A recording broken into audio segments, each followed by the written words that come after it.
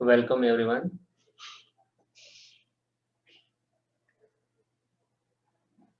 Today we will see about fire insurance claim. Fire insurance claim के बारे में कुछ इंट्रोडक्शन बताया था। ये फायर इंश्योरेंस क्लेम क्यों होता है, यानी ये किस चीज के लिए किया जाता है, कोई बता सकता है मेरे को? Fire insurance claim, yes,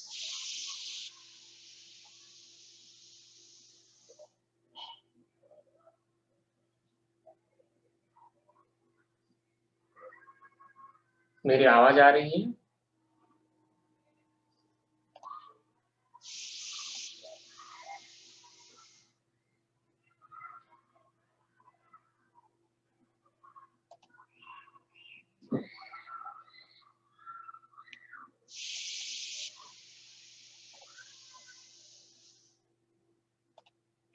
Can you hear me? Yes, sir. Okay.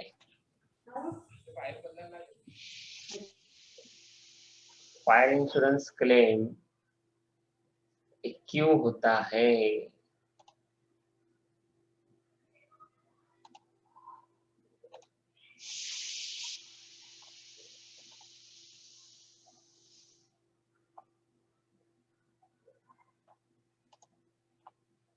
Yes,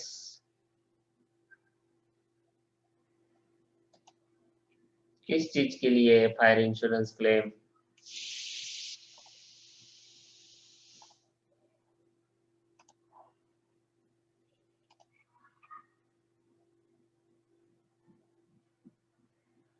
okay, fire insurance claim जो रहता है, कभी कभी कैसा होता है कि ऑर्गेनाइजेशन बिजनेस में कभी ऐसा इवेंट आ जाता है कि वहां पे अनफॉर्चुनेटली फायर लग जाती है अपने बिजनेस ऑर्गेनाइजेशन में, ऑर्गेनाइजेशन प्रीमाइसेस में।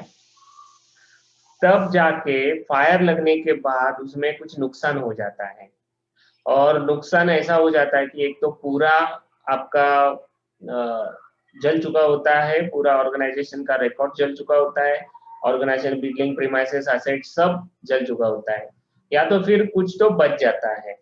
ओके, दोनों पॉसिबिलिटीज है।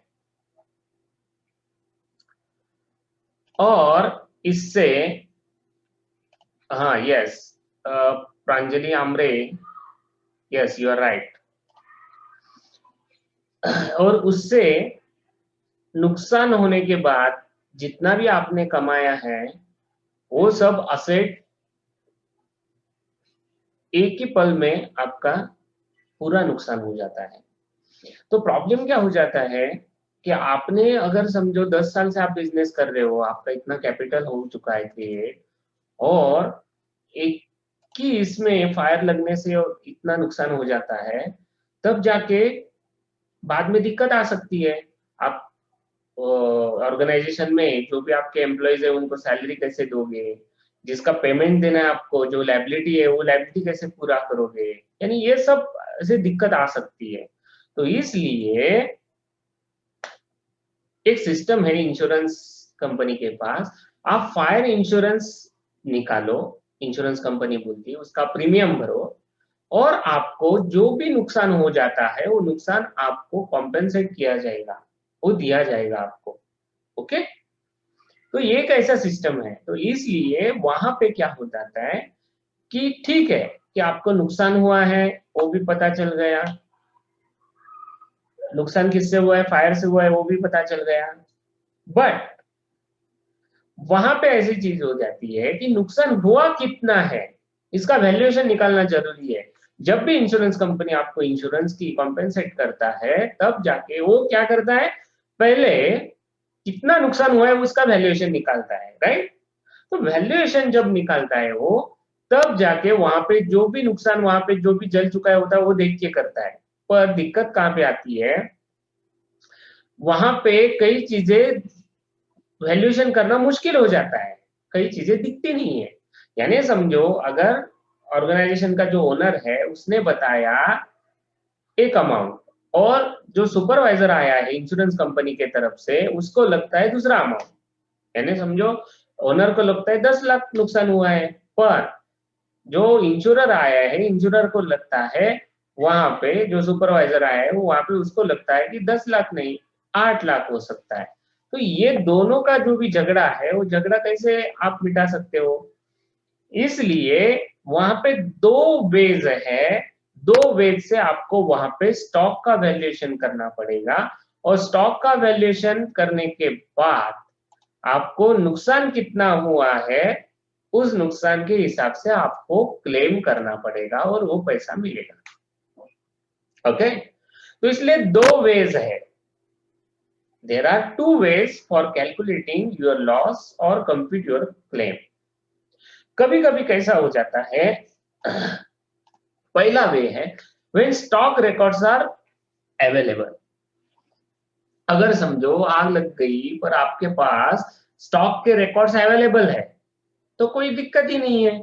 अगर रिकॉर्ड अवेलेबल है उस हिसाब से लॉस निकालोगे आप, और उस हिसाब से आपको क्लेम कंप्यूट करना है। ओके, तो अगर आपके पास स्टॉक अवेलेबल है तो कौन से स्टेप्स आप वहां पे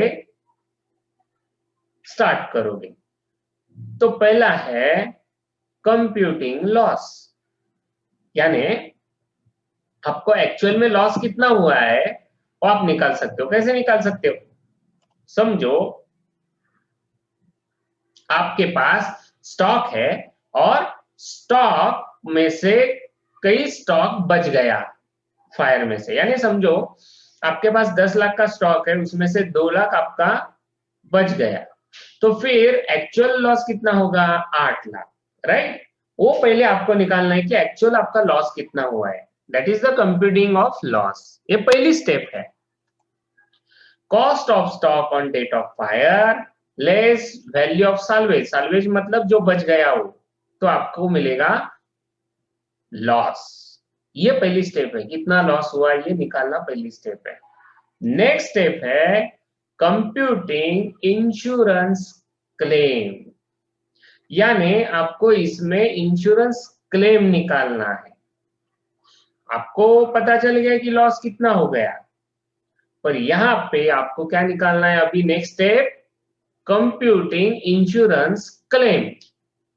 तो उसके लिए आपको क्या करना पड़ेगा? इस फॉर्मूला को यूज करना पड़ेगा। Claim is equal to policy divided by stock into loss, यानी claim is equal to policy, जितने का आपने पॉलिसी निकाला है वो पॉलिसी डिवाइडेड बाय स्टॉक, आपके पास स्टॉक कितना था टोटल, वो स्टॉक, ओके, इनटू लॉस, ये स्टॉक में से लॉस कितना हुआ है जो ऊपर निकाला ना आपने, ये देखो cost of stock date of fire less value of salvage is equal to loss, ये लॉस। ओके, तो फिर ये फॉर्मूला अगर आप यूज करोगे तब जाके आपको क्या मिलेगा? इंश्योरेंस क्लेम, और क्लेम जितना है उतना पैसा मिलेगा। एक याद रखिए, ये फॉर्मूला को बोलते हैं एवरेज क्लॉज फॉर्मूला। ये जो एवरेज क्लॉज फॉर्मूला है ये कब अप्लाई होता है? Average clause formula applies only in case of under insurance, it does not apply in case of over insurance. अभी अंडर इंश्योरेंस और ओवर इंश्योरेंस क्या होता है? यानी समझ लीजिए आपका स्टॉक 10 लाख जल चुका है, आपने इंश्योरेंस उतरवा है, यानी समझो 5 लाख, यानी 5 लाख आपका इंश्योरेंस है और 10 लाख का स्टॉक है, यानी इसका मतलब क्या हुआ? आपने अंडर इंश्योरेंस वहां पे लिया है। 10 लाख लेना चाहिए ना आपको, पर आपने कितना लिया? 5 लाख, तो इसका मतलब हो गया अंडर इंश्योरेंस।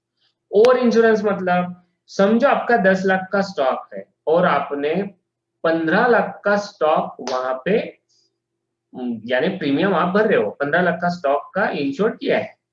इसका मतलब क्या हुआ? 10 लाख का स्टॉक है आपका और 15 लाख इंश्योरेंस है, यानी उसका मतलब होता है ओवर इंश्योरेंस। अगर आपने ओवर इंश्योरेंस लिया है तब जाके कुछ प्रॉब्लम ही नहीं है, जितना लॉस हुआ है उतना आपको पैसा मिलेगा। अगर आपका अंडर इंश्योरेंस है तब जाके थोड़ा झगड़ा हो सकता है कि मेरा अंडर इंश्योरेंस है तो मेरे को लॉस कितना होगा और लॉस में से क्लेम कितना मेरे को करना पड़ेगा, वहां पे जाके ये फॉर्मूला आपको यूज करना पड़ेगा। कब? अंडर इंश्योरेंस जब होगा तब। ओवर इंश्योरेंस है तो फिर ये करने की जरूरत है ही नहीं, सिर्फ अंडर इंश्योरेंस में ये फॉर्मूला यूज होगा। ओके, अभी एक काम करते हैं, एक थोड़ा एग्जाम्पल लेते हैं, एग्जाम्पल से आपको पता चलेगा कि कैसे करना है। ओके ओके, यहाँ पे देखिए 4 कंडीशंस है। आपको शीट दिख रही है? Yes sir. पहला कंडीशन देखिए, 4 कंडीशन है, उसमें पहला condition, if stock of ₹50,000 is insured fully, यानी स्टॉक 50,000 का जो है वो फुल्ली इंश्योर्ड है। ओके, थोड़ा म्यूट रखिए, जिसका आवाज ऑन है प्लीज म्यूट रखिए। Mute yourself. ओके, अभी देखिए, if total stock of ₹50,000 is insured fully, that is the value of policy is also 50,000, यानी आपका अगर टोटल स्टॉक है 50,000,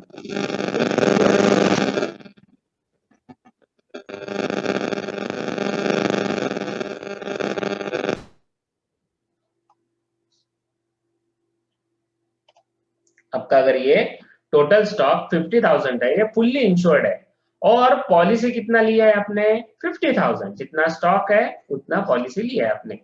the entire stock is lost, the claim will be, बताइए आपको क्या लगता है इसमें क्लेम कितना मिलेगा आपको पहले कंडीशन में? पहले कंडीशन में आपको क्लेम कितना मिलेगा?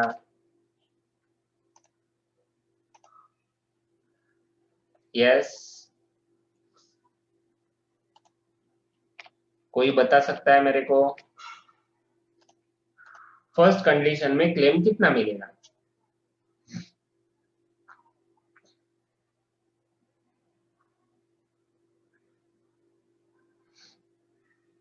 देखिए, स्टॉक है 50,000 का, वो फुल्ली इंश्योर्ड है, और वैल्यू ऑफ पॉलिसी कितनी है? 50,000 की ही है, यानी पूरा स्टॉक इंश्योर्ड है, पॉलिसी 50,000 की। वो एंटायर स्टॉक लॉस्ट हो गया, यानी एंटायर स्टॉक जो 50,000 का है वो पूरा जल चुका है, तो फिर क्लेम कितना मिलेगा? क्लेम विल बी, पूरा मिलेगा आपको 50,000, क्योंकि 50,000 का स्टॉक था और 50,000 जल चुका, full. Very good Pranjali Amre, very good, full. 50,000 का इंश्योर्ड है फुल्ली, और 50,000 का पॉलिसी भी है, तो फिर पॉलिसी जो इंश्योरेंस कंपनी है वो पूरा आपको पैसा देगी, नो प्रॉब्लम। तो पहले इसमें 50,000 आएगा क्लेम। ओके, अभी नेक्स्ट देखिए, second, if stock ₹50,000 is not insured fully, the value of policy is only 25,000, यानी 50,000 का आपका स्टॉक है और आपने पॉलिसी कितना लिया है? 25,000, and the entire stock is loss, the claim will be, बोलिए एंटायर स्टॉक लॉस हो गया, तो क्लेम यहाँ पे कितना मिलेगा आपको? हाफ मिलेगा, 25,000, right? Very good. Shreya and Sunanda काटेला हैज गिवन हाफ। अभी देखिए, अपना पॉलिसी क्या है? अपना पॉलिसी एक है कि जहां पे अंडर इंश्योरेंस है वहां पे आपको एवरेज क्लॉज फॉर्मूला यूज करना पड़ेगा। इसका मतलब क्या हुआ? यहाँ पे देखिए, total stock is 50,000 not insured fully, यानी अंडर इंश्योरेंस है, 25,000 ही लिया इंश्योरेंस, तो यहाँ पे आपको एवरेज क्लॉज यूज करना पड़ेगा। तो देखते हैं एवरेज क्लॉज यूज करके कैसे आता है। यस, एवरेज क्लॉज का फॉर्मूला है claim is equal to policy divided by stock into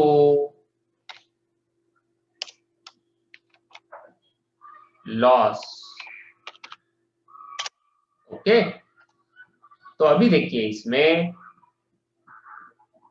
policy कितने का है, पॉलिसी देखिए 25,000 का पॉलिसी ली है, तो 25,000 डिवाइडेड बाय स्टॉक कितने का है, यहाँ पे देखिए स्टॉक है 50,000 का, इनटू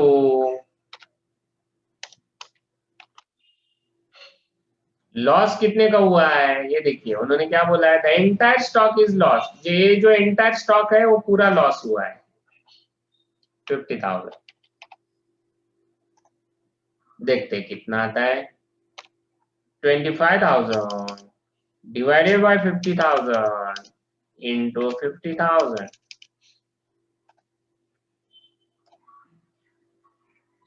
25,000 divided by 50,000, ये 5 लाख कहां से आ गया, 50,000 है ये, okay 25,000। The answer will be, second condition का क्या आया, 25,000, 25,000 का ही उसको पैसा मिलेगा क्योंकि उतना ही उसने पॉलिसी लिया है, राइट। नाउ थर्ड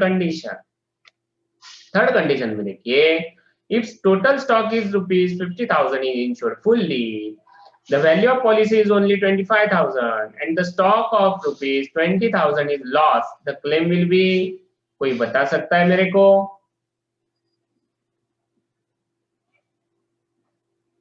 यस कोई बता सकता है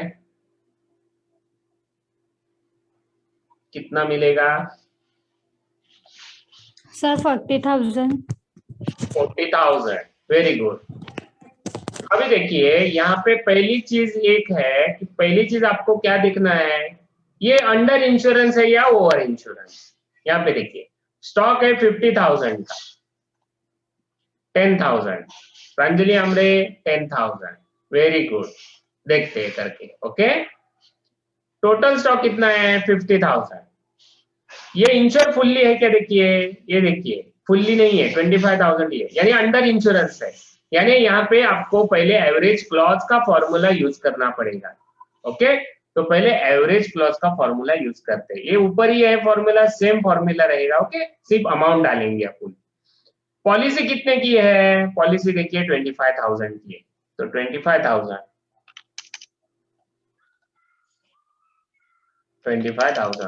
डिवाइडेड बाय स्टॉक कितने का है, ये देखिए stock 50,000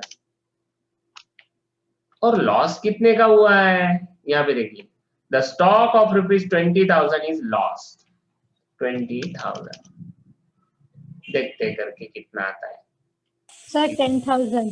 yes very good, 25,000 divided by 50,000 into 20,000, 10,000, very good, 10,000 आएगा, राइट।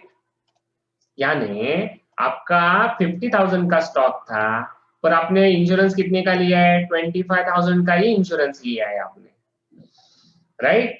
और लॉस कितना हुआ है, 20,000 का लॉस हुआ है। तो अगर ऊपर से देखा जाए तो आपको क्या लगेगा, पॉलिसी तो 25,000 की है, तो लॉस कितना मेरे को मिलना चाहिए, 20,000 का मिलना चाहिए, क्लेम में 20,000 का करना चाहिए ना, क्यों, क्योंकि 25,000 का मैंने पॉलिसी लिया है, तो 20,000 तो लॉस्ट हुआ है, तो फिर मेरे को मिलना चाहिए पूरा 20,000।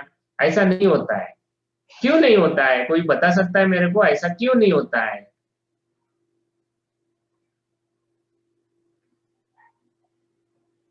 यस कोई कोशिश कर सकता है, ऐसा क्यों नहीं है, 25,000 का तो पॉलिसी है, उसका स्टॉक लॉस हुआ है 20,000, यानी पॉलिसी से तो कम ही दिख रहा है ना, तो फिर टोटल मिलना चाहिए उसको, 20,000 उसको अमाउंट मिलना चाहिए था, 10,000 ही क्यों मिल रहा है उसको,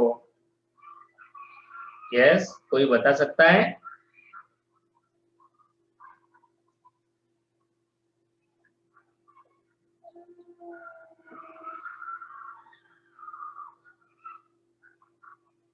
यस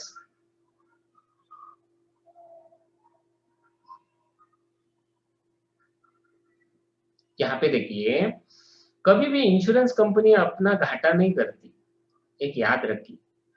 कैसा रहता है, यहाँ पे देखिए 50,000 का स्टॉक था, 25,000 का ही पॉलिसी लिया है। इसका मतलब क्या हुआ, उसने 50% ही पॉलिसी लिया है, 50% ही रिस्क लिया है उसने, ओनर ने सिर्फ 50% ही रिस्क लिया है। तो इंश्योरेंस कंपनी क्या बोलेगी, अगर तेरा 20,000 का लॉस हो रहा है, तूने 50% ही रिस्क लिया था ना, तो अभी तेरे को 50% ही पैसा मिलेगा। तूने रिस्क कितना लिया, 50%, तो फिर 50% ही मिलेगा तेरे को। क्लेम आप कर सकते हो, एवरेज क्लॉज का फॉर्मूला यहाँ पे यूज होगा, उस हिसाब से आपको कितना मिलेगा, 10,000। आपने करना चाहिए था 50,000 टोटल पॉलिसी, आपने नहीं किया टोटल पॉलिसी, तो आपकी गलती है वो। तो इसलिए यहाँ पे एवरेज क्लॉज यहाँ पे आपको लेना पड़ेगा। तो एवरेज क्लॉज फॉर्मूला लेके आपको 10,000 ही मिलेगा। ओके, नेक्स्ट देखिए, अभी फोर्थ कंडीशन देखिए। फोर्थ कंडीशन में if stock, total stock is 50,000 और insured and the value of policy is 70,000 and the entire stock is lost, तो क्लेम कितना मिलेगा, सर 70,000। 70,000। Very good. और कोई बता सकता है,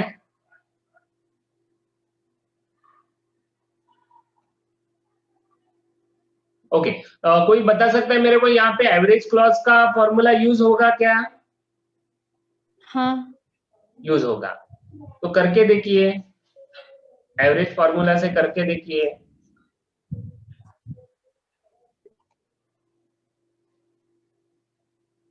प्रांजली आमरे इज सेइंग नाही, इथे एव्हरेज फॉर्म्युला यूज होणार नाही। बरोबर आहे का, कारण आपण आता बघितलं ना, स्लाइड मध्ये काय बघितलं होतं आपण, एव्हरेज क्लॉज फॉर्म्युला कुठे यूज होईल, जिथे अंडर इन्शुरन्स असेल, जिथे ओव्हर इन्शुअर्ड असेल तिथे एव्हरेज फॉर्म्युला का यूज होणार, यूजच होणार नाही। म्हणजेच आता इथे बघा, टोटल स्टॉक आहे 50,000 इज ओव्हर इन्शुअर्ड, म्हणजे 50,000 चा स्टॉक होता आणि पॉलिसी कितीची घेतली आहे, 70,000 ची, आणि स्टॉक पूर्ण लॉस झालाय। मग स्टॉक पूर्ण लॉस झाल्यावर जेवढी पॉलिसी आहे तेवढी अमाऊंट नाही भेटणार तुम्हाला, जेवढा तुमचा स्टॉक होता तेवढीच अमाऊंट भेटणार। तुमचा स्टॉक कितीचा होता, 50,000, 50,000 मिळणार। तुम्ही पॉलिसी ओव्हर इन्शुअर्ड केली, नो प्रॉब्लेम, पण तुमचा स्टॉक कितीचा होता, 50,000। इन्शुरन्स कंपनी काय स्वतः लॉस करून घेणार नाही, 20,000 अजून देऊन तुम्हाला, म्हणजे 70,000 देणार, तुमचा स्टॉक होता 50,000 चा, कधीच नाही इन्शुरन्स कंपनी स्वतःला लॉस करून घेत। तर तुम्हाला मिळणार किती, जेवढा तुमचा स्टॉक आहे तेवढंच, 50,000 तेवढंच मिळणार तुम्हाला। ओके, असे 4 कंडिशन्स आहेत।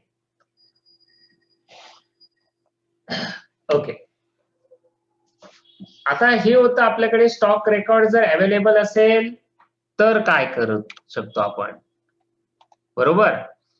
हे स्टॉक रेकॉर्ड अवेलेबल आहे तर आपण काय काय केलं आहे हे बघितलं। त्यासाठी पहिली स्टेप होती कम्प्युटिंग लॉस। तर कसं करायचं computing loss, cost of stock on date of fire less salvage value, म्हणजे जर काय वाचलेलं असेल तर is equal to loss.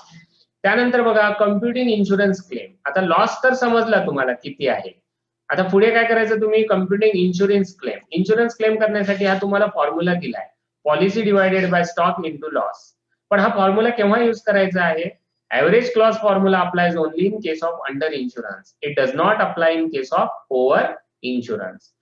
Only under insurance जब भी होगा तभी आपको यहाँ पे यूज करना है, ओवर इंश्योरेंस होगा तो यूज करने की जरूरत नहीं, जितना लॉस है उतना आपको मिलेगा।